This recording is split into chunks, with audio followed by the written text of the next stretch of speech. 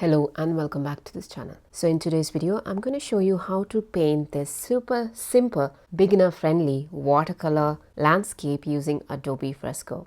So let's just get started. I have a color palette and a sketch for you guys. So go ahead and download it from the link in the description box below. Don't worry, this is an absolute beginner friendly tutorial. So if you've never used Fresco or you have never used watercolor brushes, that's fine. We're going to go ahead and tackle it together. Okay? Just want to say thank you to everyone who's been supporting me on Ko-fi. If you want to support this channel, you can buy me a coffee on ko-fi.com. The link is in the description box below. Let's begin. Click on Create New, and I'm going to go into Digital and Current Screen Size. Note that my iPad is in the landscape mode, so obviously I have my current screen size in landscape mode as well. If you're using it the other way around, that's the portrait mode, you can always click here and switch to portrait and then click on it.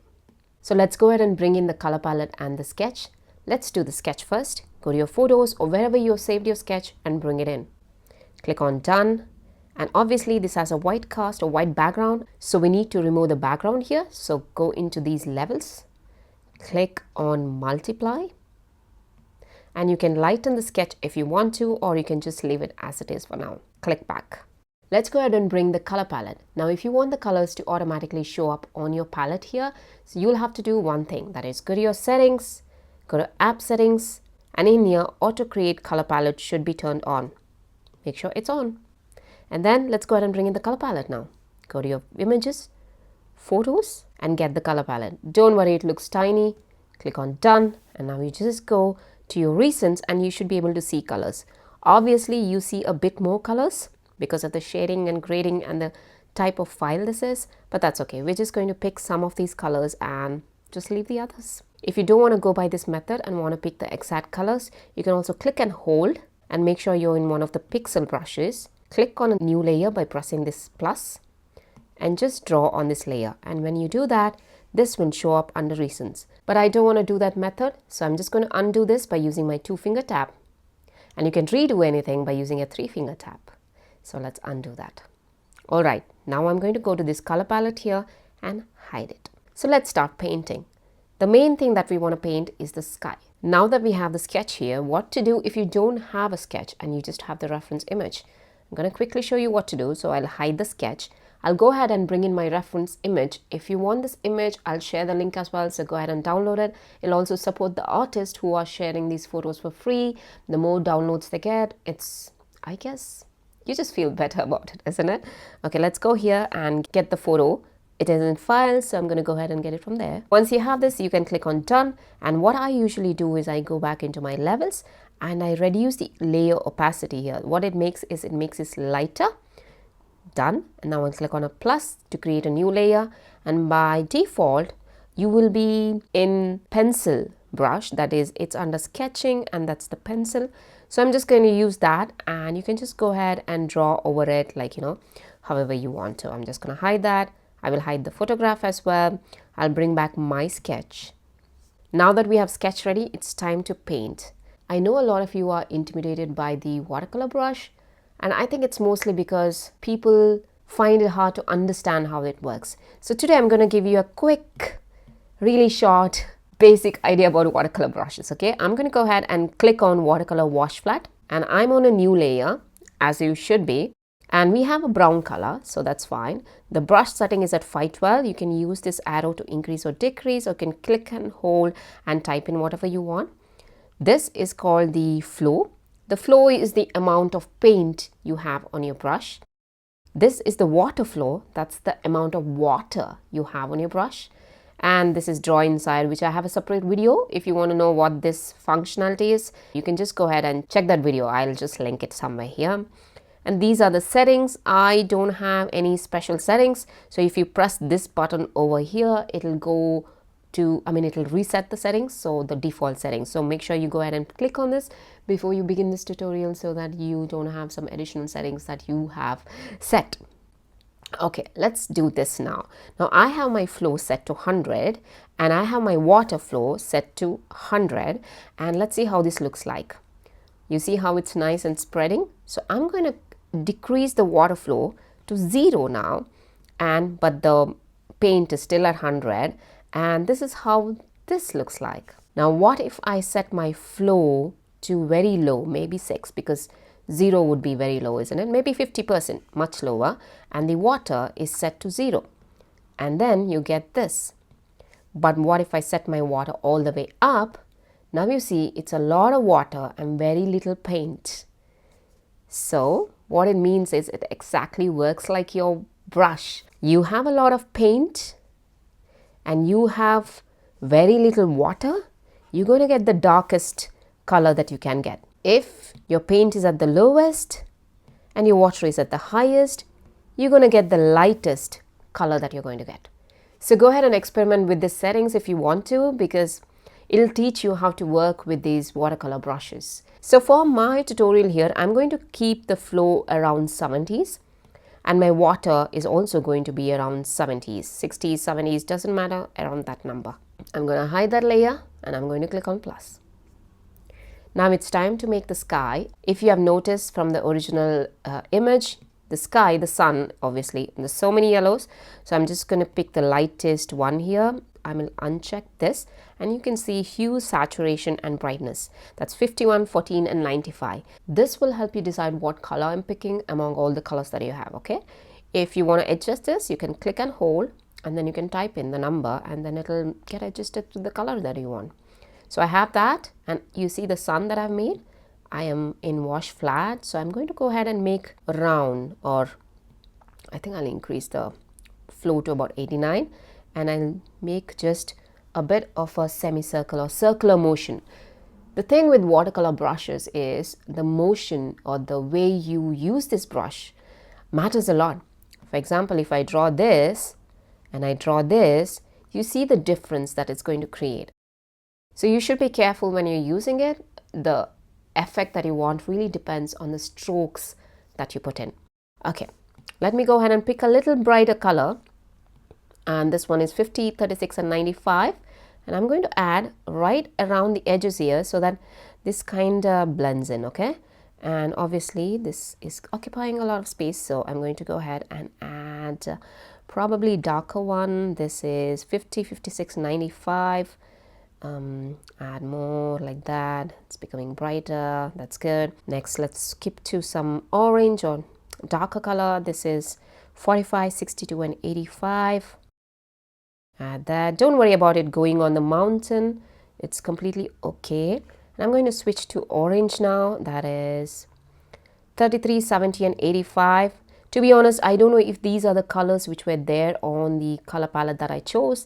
I'm just choosing it based on my, I don't know, I just feel like that will look better. And you can take this darker color here and add a bit more here. And let's add it over here to make it look a little pretty. That's good. And now if you see these streaks, that means that maybe the water was a little bit higher than we wanted it to be. But it's okay, it's a watercolor painting, so you don't have to worry too much about it. I'm going to go ahead and choose some orangish color here, maybe this one, and I will kind of make it a little brighter like that.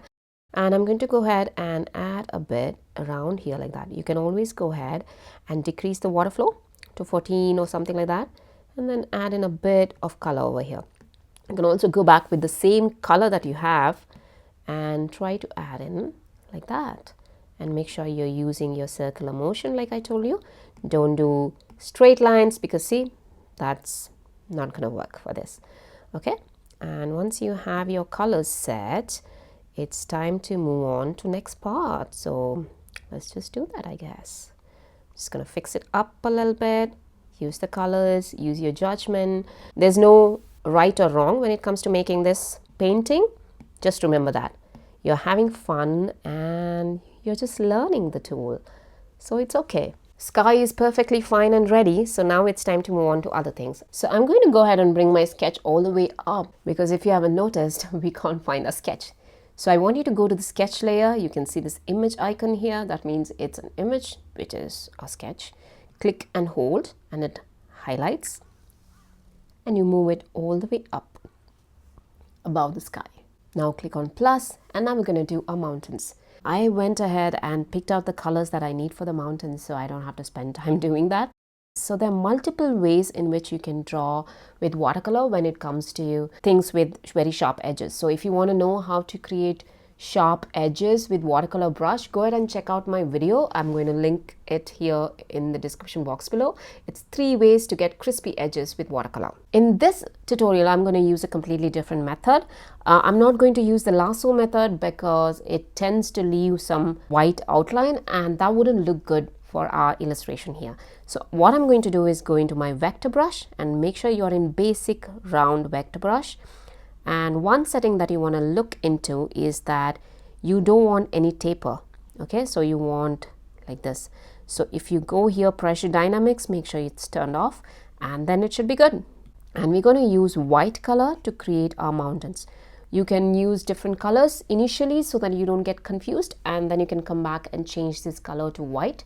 The reason you want to change it to white is because when the watercolor is a little transparent, it picks up the color from the background. So you don't want your reds or blues showing up in your mountains, right? So let's go ahead and do the first one. So I have my vector brush set to about 9 or so, doesn't matter. The smaller, the better. And make sure you go ahead and select the white over here. Let's go ahead and do the mountain that's the furthest from us. That is this in the background. So I'm going to go ahead and do that. And then I'll just come back and join like this.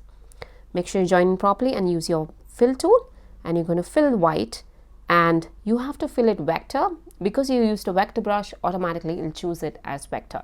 I want to do the next mountain, but before that I want to make sure my sketch is on top. So click and hold and put it on top, and we're going to do all the layers below the sketch layer. Okay, so now we're going to fill this up. So plus sign, and I want you to do something called as clipping mask. You see this tiny arrow? It means that this layer is clipped to the layer below it. So whatever you draw on this will only show up where this layer has stuff on it. Now this layer here has this white part drawn, so everything else is empty in this layer. So whatever you draw on this clipping mask layer is going to show up only on this layer. So let's try that. I'm going to go into my brushes, and this one I'm going to choose basic watercolor. So my flow is set at 100, my water flow is around 30-ish, whatever. And then size is at 512, the biggest. Now the color, I'm going to go ahead and choose some color which is lighter brown, maybe this one, or this orange, I guess. That is 33, 70 and 85. And what I'm going to do is I'm just going to go ahead and draw this line like this one. Okay, I'm going to fill that one. Now I'll click on plus, and now it's time to go back to your white and choose your vector brush and draw the next mountain that you have. I'm just going to check if there's more to this mountain. No, so I'm going to go ahead and bring it all the way in and close this loop. Fill it up. Oopsie, because this is not closed. So we're going to close it up and fill it now. Okay, perfect. Plus, and again, clipping mask. We're going to go to the next color. Choose this one. That is 33, 72 and 75. And I'm going to go back into my watercolor brush and then color it in. That's perfect. We'll click on plus. Go back to white, and we're going to continue doing this. Oh, sorry, I went into the wrong one. Vector brush, and the next one here I see is this big mountain here. Okay, so I'm going to go ahead and choose that. And don't worry if you kind of mismatch, or like, you know, you create one mountain and then realize, oh no, this one is supposed to be in the background. I got this all wrong. Don't worry, I'll show you a trick for that as well. Okay, once you have this, plus, and there you go, and plus clipping mask. Let's go to the next color. I want this to be brown, and that is, you see the numbers here when I select the brush. Okay, and I'm going to go ahead and color this brown. Okay, so coming back to, if you colored the wrong layer, you don't have to undo everything. So for example, maybe this big mountain was supposed to be behind. So what I can do is I can just click, and they both will get selected, and then you can move wherever you want. Okay, so don't panic if you chose a wrong mountain or anything. It's digital art is very forgiving. I keep saying that all the time. Anyway, go back, and this time I think it's this mountain here, or just leave it like that. You don't have to join it. You can just color it like that. Plus and clipping mask. Let's give a darker brown. 22, 75, 55. Go back to your brush and draw it in. Perfect. Now plus again here. Take your brush, and now it's this one. Plus, And let's choose the darker brown that we have, and we're going to color that as well. Perfect. And now plus, and this is the final one, so plus, and we're going to use the darkest brown that we have. That's 10, 47, 15 clipping mask. Okay, there you go. And make sure it's pretty dark. This has to be pretty dark. Like if I remove the clipping mask, you'll see it's everywhere, right? But when you do that, it clips to that layer. Perfect. Now it's the camel. So I'm going to go ahead and use my brush again. Make sure the camel's face is as neat as possible. Everything else doesn't matter much. And then fill it in, plus clipping mask. And we're going to use the same color which we use for the background here. Take the brush and color it in, and make sure it's pretty dark. Okay. Once you're done, uncheck sketch. So that's it. This is the end. And you can go ahead and change any color that you want. For example, this brick brown mountain here, I don't like the brown. I think it's ridiculous. So I'm going to go into that color. You can click and hold, and you can choose that exact color. And we're going to make it a bit darker. And then you can make it more saturation. So I'll just clear this layer, and then you can add your brown. And to export this, you can click on the share, publish and export. And you can do export as, and whatever name you have given for your file, you can use it, and you can use PNG, JPEG, and then export it. And if you want to see a time lapse, you can click on time lapse export, and then you can view this in real time and then export it. Not in real time, I mean, you can see the process. So that's it. That brings us to the end of this tutorial, and I hope you liked it. If you did, please give it a thumbs up, and don't forget to hit that subscribe button and the notification bell. If you create something using one of my tutorials, share it on Instagram or TikTok. I'm called Print Me Some Color. I would love to check out what you create. If there's something specific that you want to learn with Fresco, don't hesitate to contact me. I love hearing from you guys. And if you want to support this channel, again, you can buy me a coffee at ko-fi.com. I'll see you in the next video then. Bye-bye.